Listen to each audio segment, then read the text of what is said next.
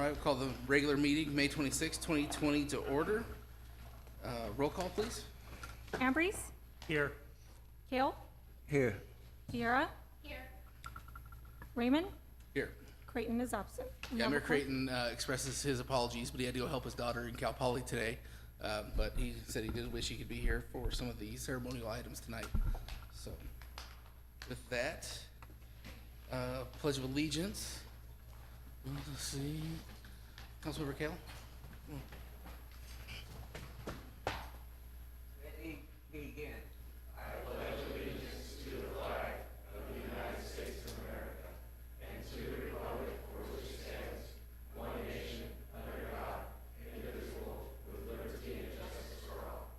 And if you'd remain standing for the invocation, I'd like to call up Pastor Susan Munoz.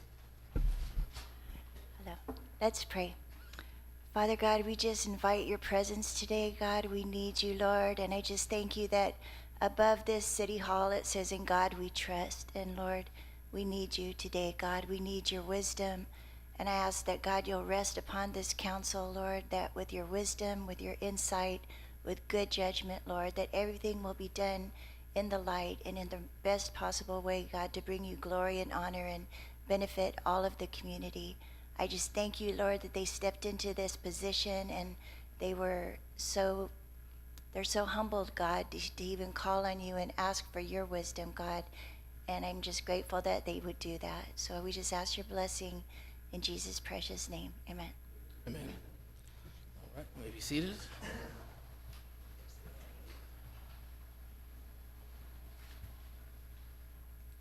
Do we have any,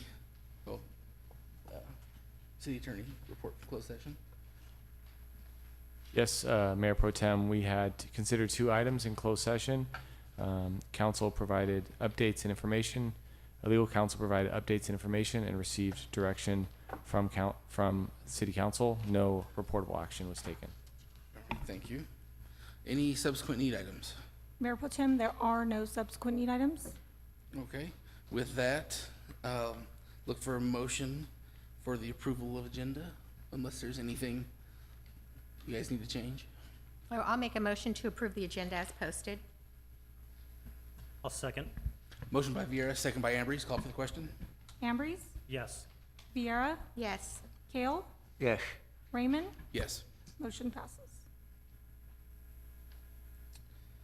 Ceremonial matters. National Police Week. There'll be a proclamation for the week of May 10th to May 16th, 2020. So, 1 second.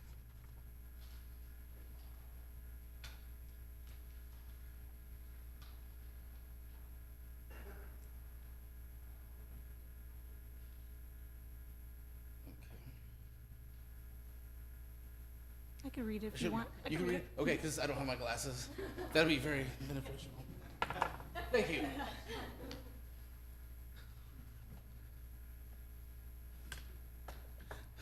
Whereas peace officers are heroes who risk their lives to keep our families and communities safe, going to work each day not knowing what dangers might lie ahead, making tremendous sacrifices to uphold justice. And it is important that all citizens know and understand the challenges, duties, and responsibilities of their police department, and that members of our police department recognize their duty to serve the people by safeguarding life and property, by protecting them against violence and disorder, and by protecting the innocent against deception and the weak against oppression or intimidation. And whereas it is important that we pay tribute to the peace officers who have fallen in the line of duty and recognize the sacrifices made by the family of those officers, as well as the families of those who continue to protect and serve our communities.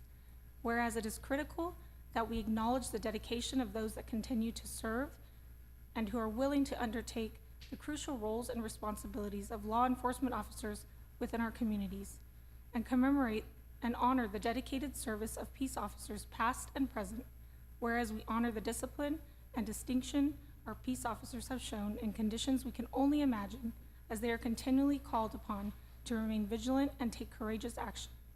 While we can never adequately thank our law enforcement for their service, we can use every tool at our disposal to protect and keep our police department safe. Now therefore be it resolved, I, Paul Creighton, Mayor of the City of Atwater, do hereby proclaim the week of May 10th through 16th, 2020 as National Police Week. in the city of Atwater, and I call upon all Atwater to extend gratitude to our peace officers for their service to our city and remember those killed in the line of duty, mourning their loss and honoring the loved ones that they left behind, promising to stand beside our public safety community and do our part to help keep the city of Atwater safe and secure. Thank you.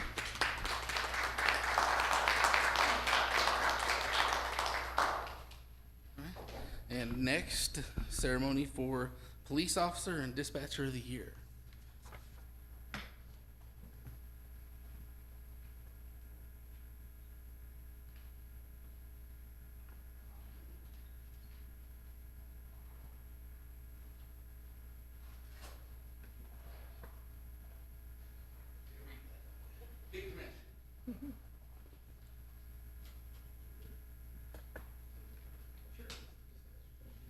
I want to thank all the guys that I have here in the back today.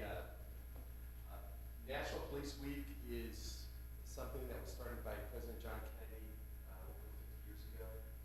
And it's a week where we recognize the sacrifices that our law enforcement officers nationwide make every single day. And this year, for me as the chief, it's kind of special because the last 8 weeks have been probably some of the most stressful 8 weeks that police officers nationwide have faced. And they've done it with grace and dignity and professionalism, and those representatives are your police officers who are back here in the back. So normally we would have a luncheon and a dinner for Dispatcher of the Year and Police Officer of the Year countywide. Well, with the current situation, we weren't able to do that this year. But Atwater did sort of as good a job as we could have to do that. The police department bought lunch during Police Week for both shifts, dispatchers, non-sworn, and sworn. And we had it brought in, and it was very, very nice. We got a chance to kind of jab at each other. But tonight, we're recognizing first our Police Officer of the Year. I pulled all our supervisors and all our troops, and they asked me to make this award not based on a popularity contest, but based on work performed during the year. So that takes a while, and it takes a lot of input, and the department sergeants and I got together, and this person kind of stood out. He's our K-9 officer. He's involved in his community. He's involved in the city, and he's our POA president. Just a stellar guy all the way around. So our Police Officer of the Year for 2019 is Officer Dave Sargentson.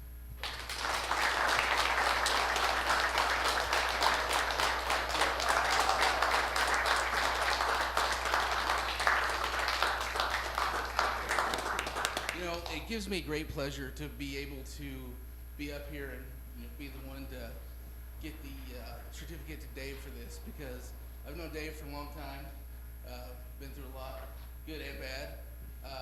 He's a stand-up guy who loves God, his family, and his community, and he puts his life on the line every day without hesitation, working endless hours, and just, he's to be commended for it, and I think this is a great representation of that. And we're proud of you, Dave. Love you, and thank you for all your work.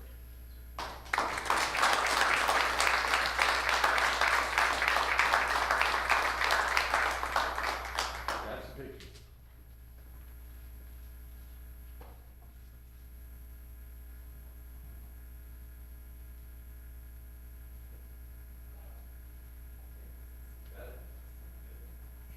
Got it? The boss needs to clear the pictures before they can be done. I want to thank my guys for showing up. We work as a great team, so it's different being up here. I'm usually the one as the POA president issuing these awards, so it's a great honor to be up here. I appreciate it. These guys make it possible every day. They challenge me, So without them, I wouldn't be up here. So I appreciate it. I'm very thankful for the council and the mayor, pro tem, for the nice words. And I'd like to shoot a shout out to the Victory Baptist Church. They gave me a nice award this past week, and I know he's not here today. I wanted to thank him again. So thank you very much. He's here. Oh, there you go. I know. All right. Thank you. Now, dispatch of the year, we have a small communication center. There's 5 dispatchers. They work around the clock 7 days a week, 365 days a year. And we just couldn't decide. Everybody had good nominees and we bantered back and forth and we just couldn't make a decision on one person. A 911 dispatcher is the first person you hear when you call the police, or call for any kind of emergency services. And they don't get a lot of credit, and they don't get the closure that your police officers get. You could be on the other end of the phone, and they hear your cries for help. They hang up the phone, they dispatch the officers, but very rarely do they get to see the outcome of it. And that's a very big stressor on them. And so, what we've decided to do is instead of just recognizing one, we wish to recognize all. So, our dispatch of the year isn't one dispatcher, it is the entire communications center. They are a good team. I'm very proud to have the privilege of leading them, just like I'm proud to have the privilege of being your chief and proud to lead the guys in uniform behind you. And with that, I'd like to call their supervisor up, Karen Waller, to accept the award for the entire constable.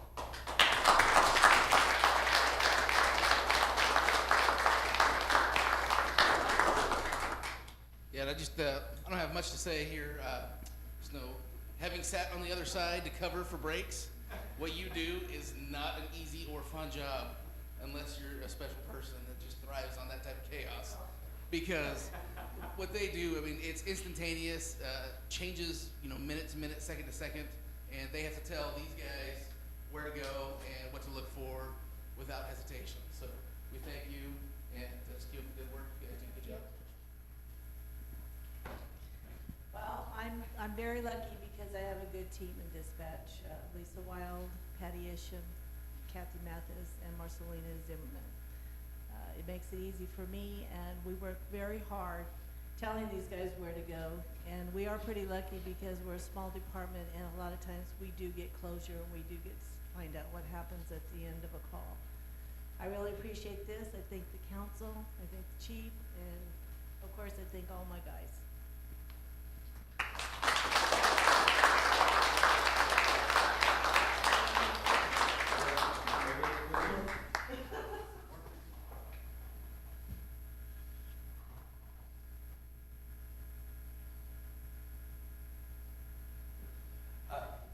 What you guys gotta notice also is an outcropping of the recent situations in Police Week is, police departments all throughout the state of California, started by the Roseville chief, are spreading, normally during Police Week, we wear mourning bands. They're black, you see them across the badges, to remember our fallen.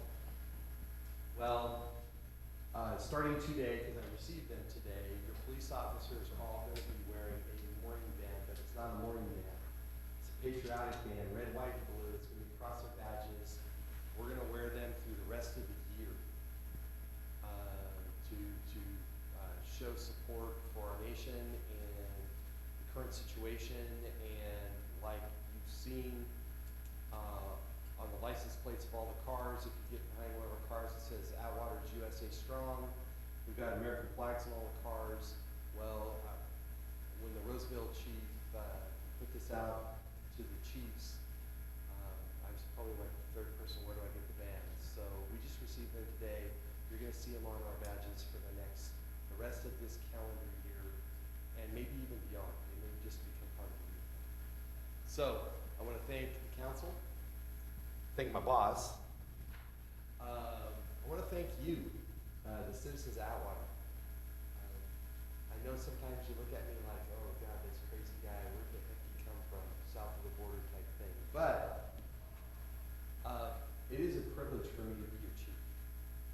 And we've done some really, really good things in 15 months. It's kind of hard to believe it's been 15 months since I met you, Jeannie, and you, Darren, and most of the community. But I hope we have many years to come. So thank you again. Thank you for you guys' hard work. The dispatch center, if you can hear me or see me on TV, thank you. And we'll let the council get back to business. Thank you guys again.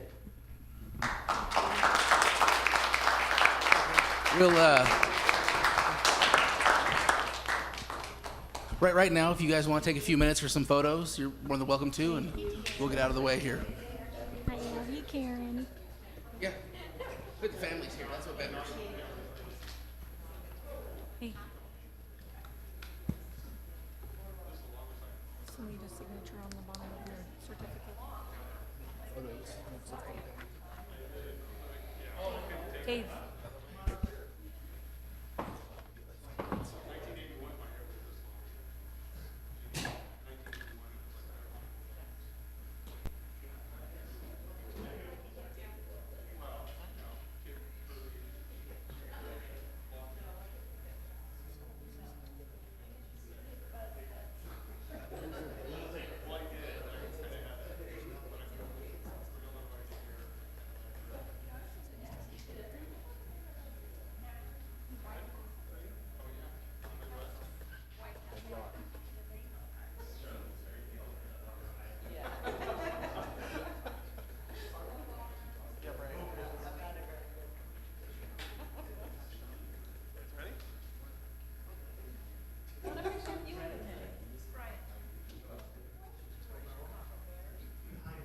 Why wouldn't I?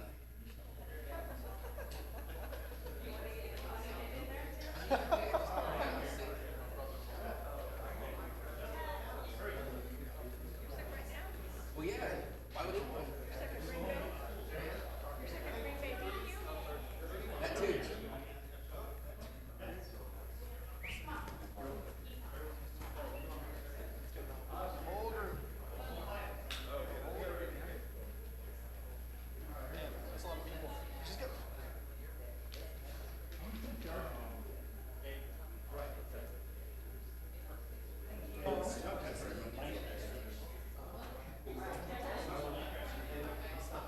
I got like 5 Minecraft servers. What? I'll be in tomorrow. No, I have it on the bus. You want me to hang out?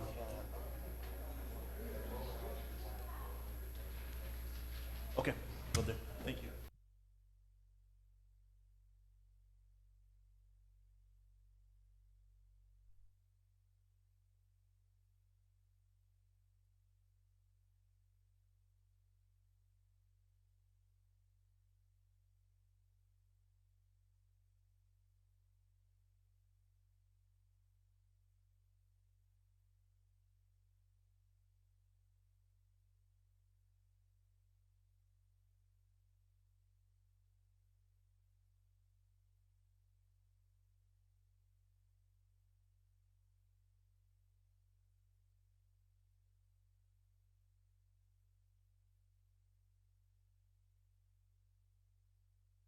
All right, we'll get back to business now.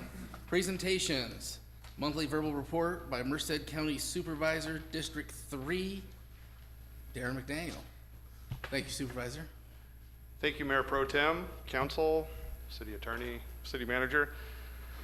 It seems like it's been months since the last time I was here. It's been quite the update and policy changes that we've been making. I did want to give you an update which came from the governor yesterday and today. And to let you know, the update I give you today was said by the governor yesterday and today, but it is already on reopenmerced.com, and that's reopenmercedcounty.com.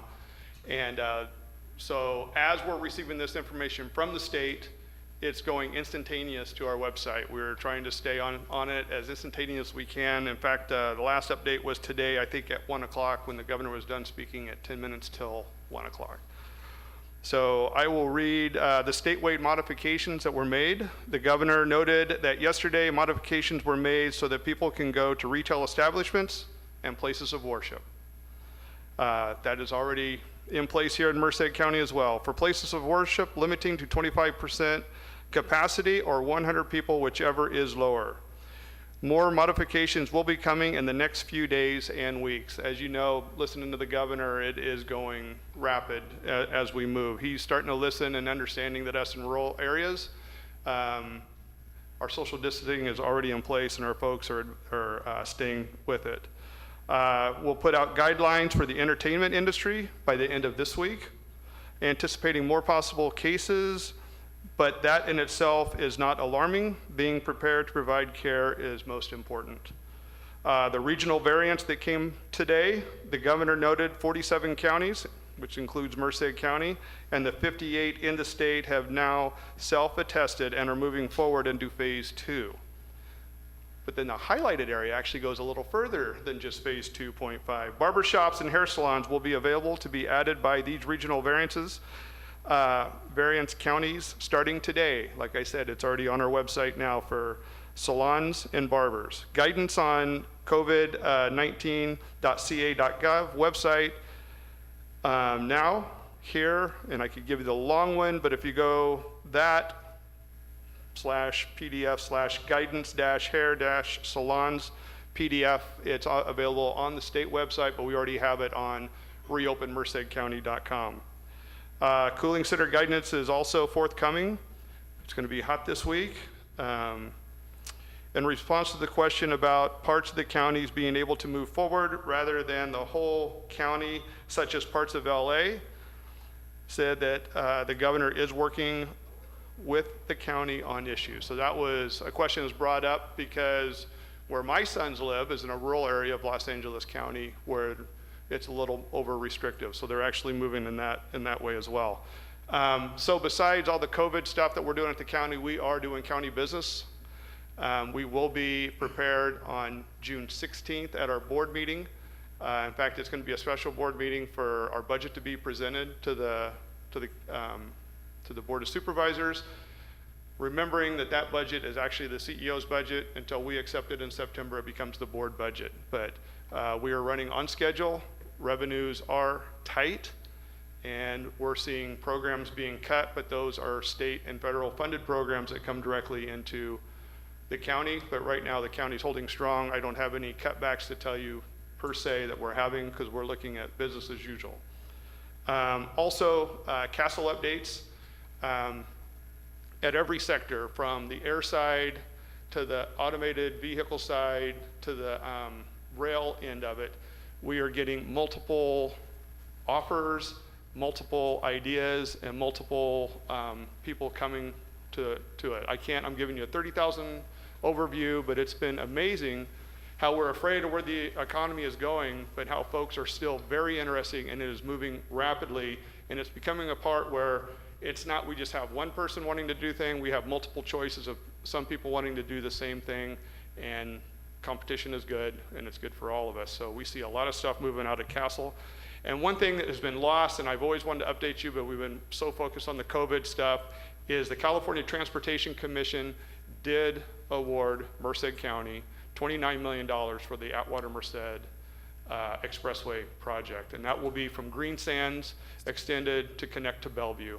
So that will open up Atwater through Commerce, the UC Merced, and that gives us a big opportunity for that area, and it's a big boost for Atwater. It's something that I've carried since the election, the first time I got into office, and it's been something that has been very important to me in carrying on because we know that'll open up commerce as well for Castle and for all folks here in Atwater. Are there any questions? Anybody have any questions for the supervisor? No? Seeing none. Thank you, Darren. Thank you. Stay safe, wash your hands, and 6 feet.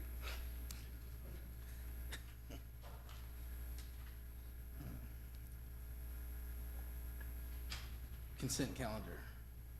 Background information has been provided on all matters listed under the consent calendar, and these items are considered to be routine. All items under the consent calendar are normally approved by one motion. If discussion is requested on any item, that item will be removed from the consent calendar for separate action.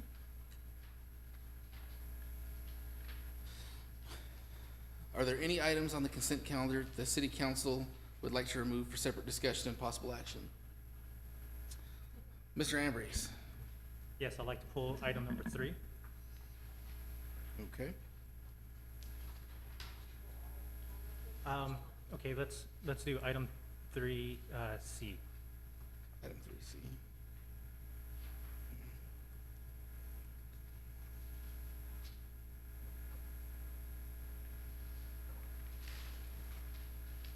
Okay, anybody else have anything? Seeing none, any members of the public that would like to speak to any item on the consent calendar? Seeing none, we'll entertain a motion. I'll make a motion that we approve the consent calendar as amended. I'll second. Motion by Kale, second by Viera. Call for the question. Kale? Yes. Ambrose? Yes. Viera? Yes. Raymond? Yes. Motion passes. Okay. Item 3C. It's minutes from the May 15th, 2020 special meeting. Mr. Ambrose? So I have a question on this one. As everyone's aware, I was not present at that meeting, but I did watch it on YouTube, so thank you guys for broadcasting that. My question is that if I understand correctly, there was a few letters or emails sent to be read during public comment. Those were stated that they would be in the record, and I do not see those presented within the minutes. So how do we go about either getting a copy of those in the minutes or read out loud? Our residents did take the time, whether they were for or against the resolution at that meeting, I believe their voice should be heard. Anybody else have anything on that? I believe Councilmember Ambrose is exactly right. Someone submits a letter for the record because they couldn't be here in person, or for whatever reason, it should be admitted into the minutes and permanently on the record. So typically, Mayor Pro Tem, that is what happens. I don't know if it was in the record and got omitted in the packet, but staff will make sure that it is included in the minutes themselves, because those are the permanent record that we keep on hand. Okay, so would we And I entertain believe that punting Coun- that to the next We agenda? can bring this back if you'd like to bring it back with them incorporated. We can definitely do that. Yes, I would definitely like that to be presented to us. You want to make that in the form of a motion? I motion to have the minutes, what is it, amended? Table. Yeah. Table to bring back at the next council meeting. I'll second. Motion by Ambrose, second by Kale. Call for the question. Kale? Yes. Ambrose? Yes. Viera? Yes. Raymond? Yes. Motion passes. Item 7. Reports and presentations from staff.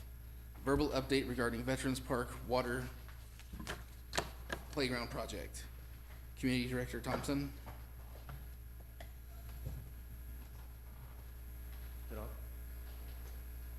Good evening, Mayor Pro Tem and council members. This, again, as you witnessed the last time, is a joint presentation between Community Development and Public Works Division. What we'd like to do is, it's a very exciting project, and staff is very pleased to get this project back on track. First, I think it's important to point out, as we discussed earlier in our staff meeting regarding the water feature and splash pad feature.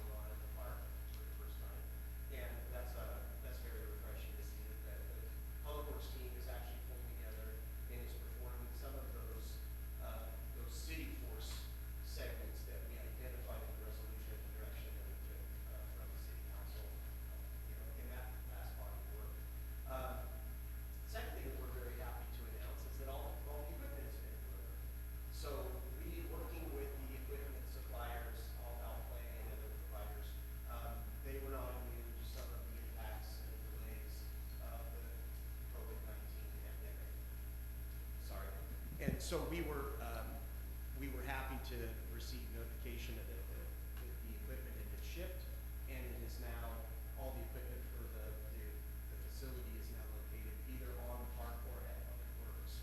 So we're now in possession of that.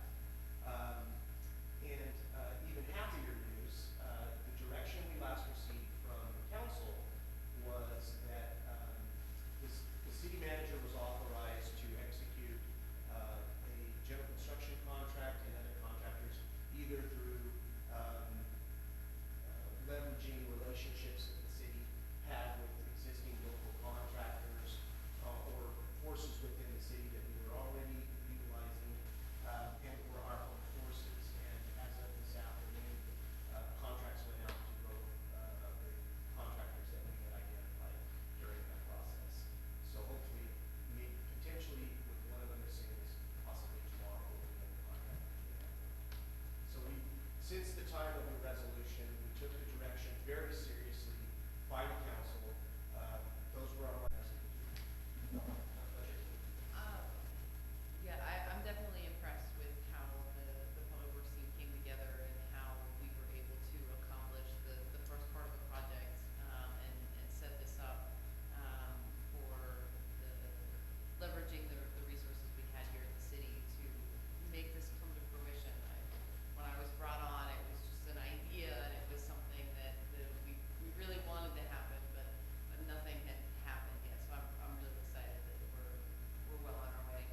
The only thing I wanted to add is that we, that on paper, the penciling out right now, under budget. So in addition to all of the things that Greg said, the last part of good news is that we're under budget in this project right now.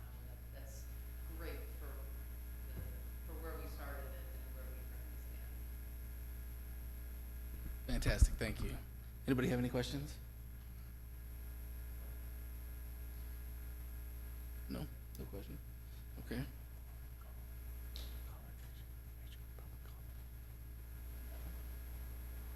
This is a no action item. Anybody from the public have any questions? Comments? Yeah. Yes, for this specific guy. Okay. Okay, seeing none, we will go to comments from the public.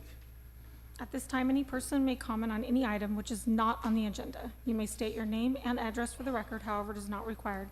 Action will not be taken on an item that is not on the agenda. If it requires action, it will be referred to staff and or placed on a future agenda. Please limit comments to a maximum of 3 minutes. Do we have any speaker cards? We do not have any speaker cards, Mayor Pro Tem. Okay. All right, you can go ahead again.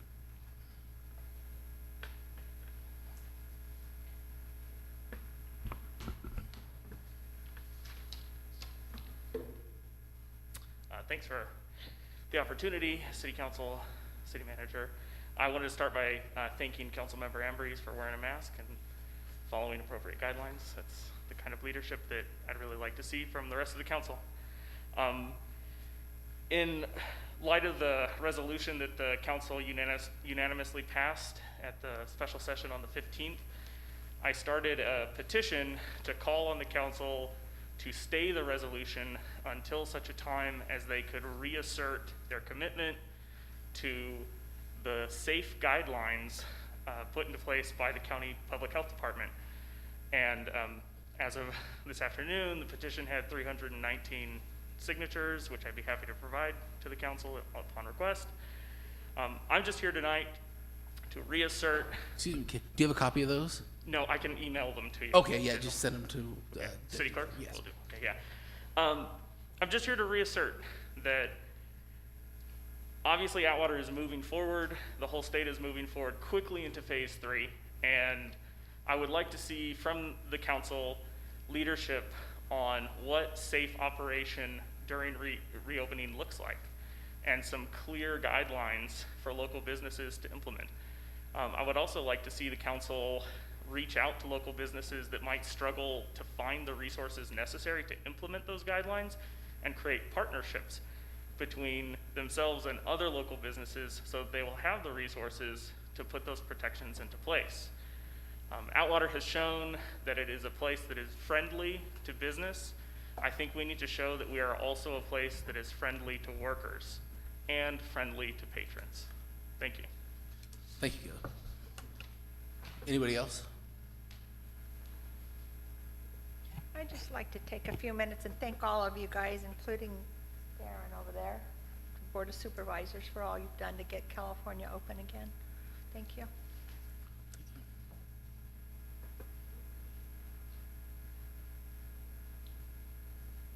Want me to state my name and address too, or we're bypassing that? That's for the record, if you'd like. Sure, Daniel Perez, 2383 Redwood Avenue. Just want to say that Atwater's looking more beautiful and beautiful as the day goes on. I took a drive there on Fruitland and I saw that little hump that we were talking about, and I thought in my head, oh, that's going to be 3 or 4, 9 months down the road, and sure enough, it was right there. And the homeless problem has gone away, so a lot of positivity. I'm very proud of my community, and I just want to thank you, because without a good head here, then we wouldn't be anything. So thank you so much. Anyone else? Seeing none, we'll bring it back to the dais for city council comments. Mayor Pro Tem, there were 2 comments that were received into the record, and they were also emailed to the council as well to be received, and they were placed into the record as well Okay, for permanent record as well. okay. Do you have them available? I do. Do you want to read them? I can. Okay, go ahead.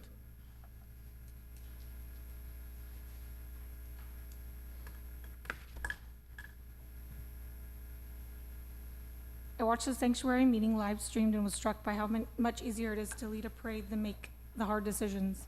Social distancing during the meeting was very poor, not a good example for the Atwater businessmen or the rest of us citizens. City council members too close together, seating too close to the path of the speakers. Members in the Atwater officials box too close together after the close of the meeting, groups huddled up in normal, extremely close proximity, including CC members. Only 3 people during the meeting were wearing masks, the best current way of mitigating virus spread alongside distancing and ventilation. No indication that any of the business people present would implement mask requirements for themselves or their valued employees and customers. Masks aren't all that pleasant, but currently it seems in Atwater we'd rather spread disease and experience a little discomfort, or maybe we just don't want to look a little funny. A number of Asian countries and Germany are most open for business by practicing smart hygiene in total. When one business commentator went completely against the science, declaring that the coronavirus was mostly passed through touching and not through the air, was not corrected by the city council or Mr. McDaniel. Of course, it is the opposite. The disease is hard to catch from surfaces and very easy through the air in confined spaces. We need to be open for business, but let's be smart about it. Follow all the health department recommendations and not act as though we don't have to be followed, because they are just recommendations. Businesses can be open with acceptable risk, but not if they are all making up their own rules. Thanks, Marty Sullivan. I should have turned the time on, I apologize. To the Mayor and City Council, I am writing in regards to tonight's meeting, following a petition starting by Caleb Hampton. I support him in his endeavor and have signed a petition along with many of my family members and neighbors. I understand the concern for our local economy. However, I find the move to business sanctuary was brash and inconsiderate of many more residents. I will not attend the meeting tonight, as I learned it was packed last time and I don't think it is safe. Social distancing in a crowd is important. I don't want to put myself at risk or carry something to a more vulnerable family member. I hope the petition gets enough signatures, but if it falls short, I can personally attest that some have been unsure if it will make a difference, and others don't even know if they are not on social media. Many people think their opinion, vote, or opinion won't count. I am not one of those people. I care about my family and my community in which we live. I have spoke personally with Cindy Vieira regarding many issues, and mostly concerns and questions regarding the coronavirus. She told me she took the virus and city and took it very seriously, and one of her neighbors may have had it. The city of Atwater posted signs on corners and closed parks and followed suit with the state order. However, a short time after that, instead of just moving to the next phase, which included businesses reopening with curbside pickup, the city of Atwater made its bold, thoughtless, inconsiderate, potentially irresponsible move. Instead of all businesses were given the green light to reopen. No health guidance, no precautionary measures required or enforced, no consideration for employees or patrons. Just a few days following your decision, Sonic and Save Mart and the entire parking lot was flooded with cars and people, a large gathering. Police merely monitored. Why? Because you tied their hands. They should not be allowed regardless of COVID-19 because it is loitering. They were even parking in handicapped spaces. This also inhibited shoppers from going to the grocery store. I am a Christian, I am conservative, and I do not follow any one person or group except for God. I take many things into consideration, pull my resources, and I think for myself. I don't believe in going with the flow because one group decides to do something, even if it is the majority is doing it. There's been so much flip-flopping on what the people should and should not do, and now that has come down to local government. Many have rebelled against the state order and dismissed the virus itself as our freedoms are being taken away, comparing it to loss of gun rights and religious freedoms. No one came to my house and took my Bible or told me I cannot worship. Church has not ever really closed. We have been doing it in a different way. Do I miss gatherings? Absolutely, but I am not going to gather in large gatherings, and currently not even small ones, due to how highly contagious it is. I miss having our family gatherings. We cannot go on vacation, and we cannot even go out of town for our anniversary. Do you realize people with major health problems such as cancer and rare diseases live in their own type of quarantine all the time, or for longer periods than you just did? I know because my son had his own health crisis a few years ago. Too many people are rude, impatient, and selfish. Do you really believe that every single state, community, news source, and health professional are lying to us? Or Thank you, Janelle. and those were emailed as well. Your emails. For the record, who's the second one? Stacy Martinez, Atwater resident. Atwater, okay. Yes. All right, thank you very much. City council comments. Mr. Kale, you had a fun weekend. Yes, a very unique weekend. First, I'd like to say that tonight we thank the Officer and Dispatcher of the Year, but let us all remember these guys every single day, as well as the fire department every single day, and thank them every time we see them. Every time I see one of these guys, I always try to say thank you. Now let me get down to the nitty-gritty. We have been told that we are nasty people for doing this. We've also been told we're heroes for doing this. And let me tell you this, we did not do this without thought. And we did it for one reason, because our constituents said, let's open. And I was told by an individual that this was crazy that we did this without guidance. Let me tell you this, I held a nursing license for over 30 years. I worked in environmental safety and health for over 25 years. 2 weeks before we made the declaration, I met with a number of restaurant owners who came to me and asked me what they should do. When they did that, the first thing I did was go back to my old files. I found an OSHA regulation from like the 1990s for another virus that hit us. I took that regulation and I read it completely. It's no different than what we've been told to do now. I told those guys I would gladly help them and give them directions in everything they could. If they had a state license, we told them, if you decide to be open, be open. If you did not want to risk your license, stay closed. Today I tell you that I am aware of your fears. I am concerned about your fears. But please be concerned about our people who cannot make any money. And that is what we are worried about too.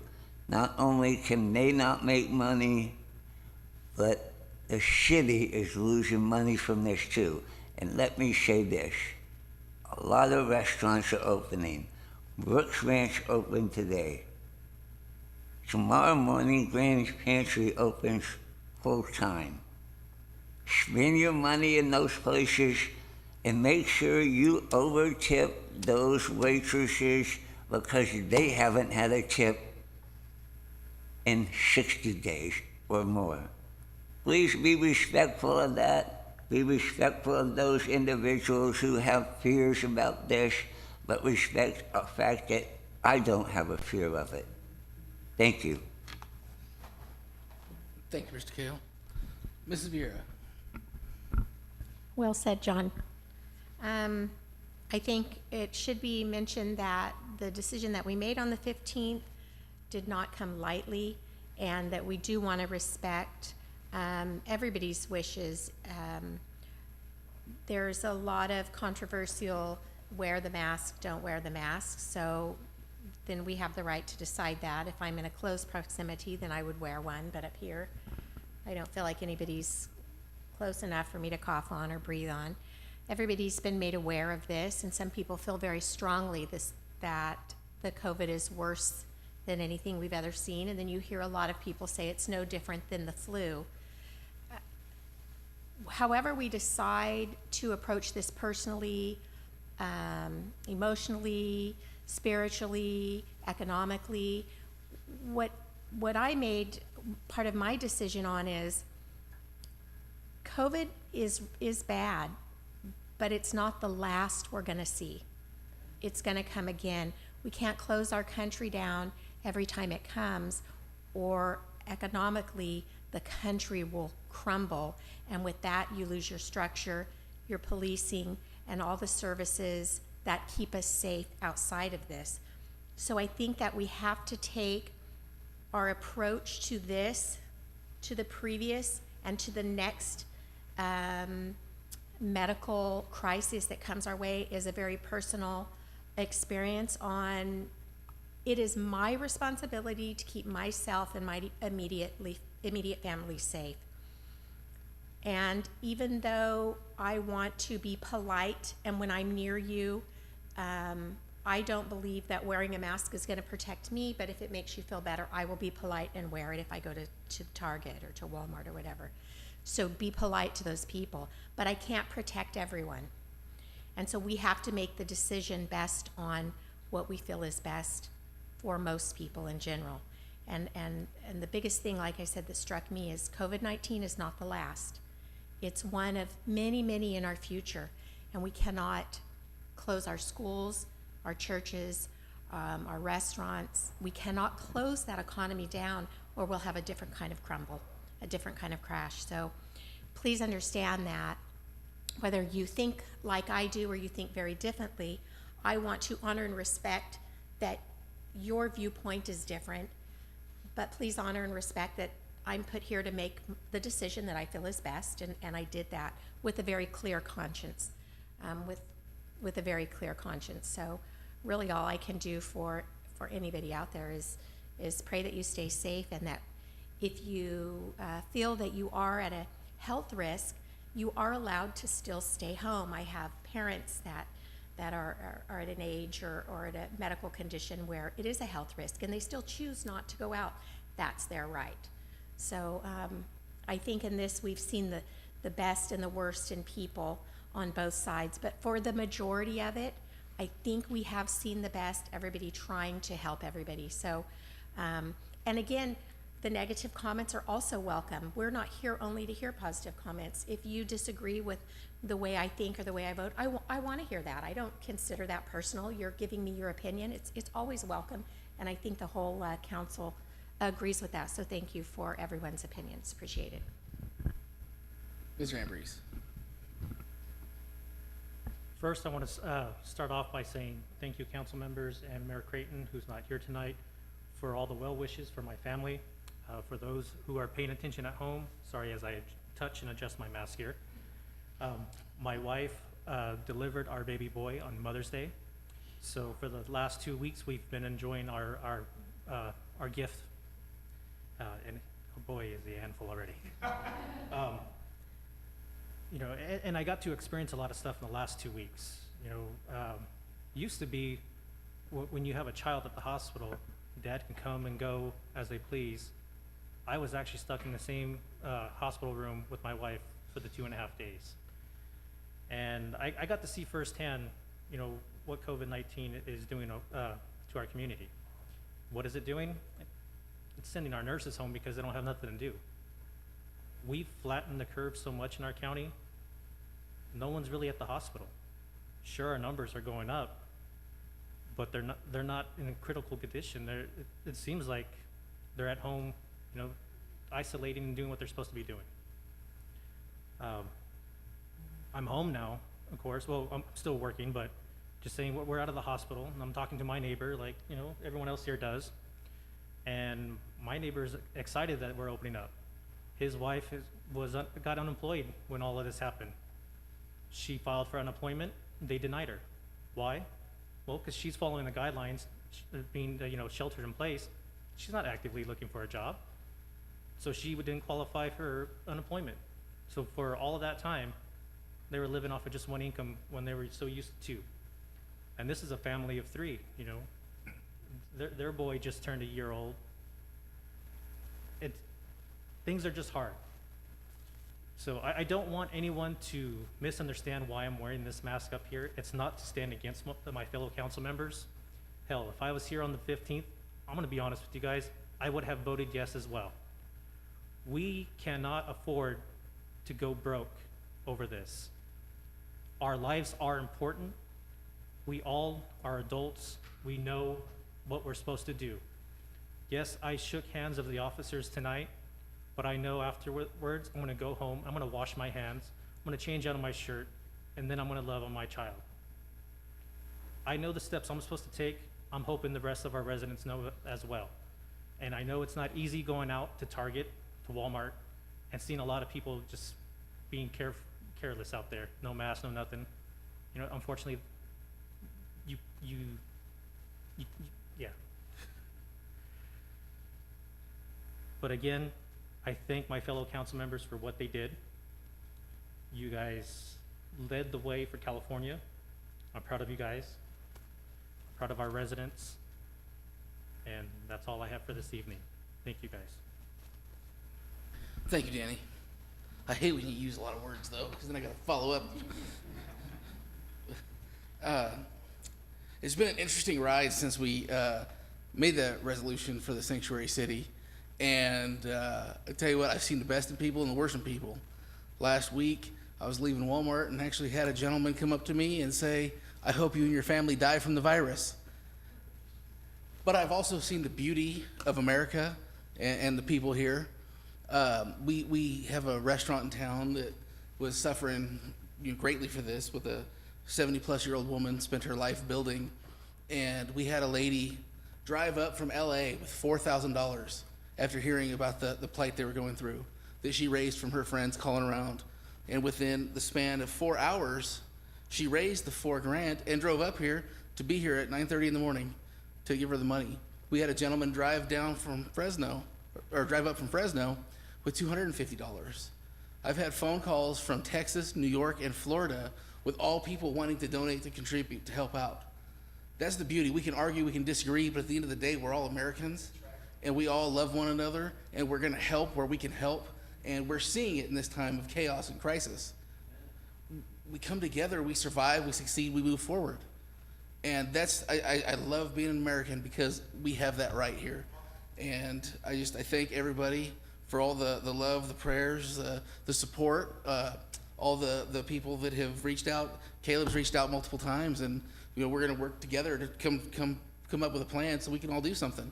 And that's, again, the beauty of America. We have the right to do that. We can disagree, we can come to an agreement, and we can all move forward together. And it's a beautiful thing, and I'm just glad to be a part of it. And I thank you all, and I love serving with my fellow council up here. And I think we did the right thing. We made the right decision. And the governor's, he's catching up to us. So I think before long we'll be back to doing things the way we do it. But hopefully everybody's smarter about it. That's the things. Be safe. Be responsible. That's really all I have. I do have to wish my coworker Alfonso Mendoza a happy birthday today, just because he said that he wants no one knowing when his birthday is. So I figured we'll put it permanently on the record for everyone to find. So with that, if nobody has anything else, meeting adjourned.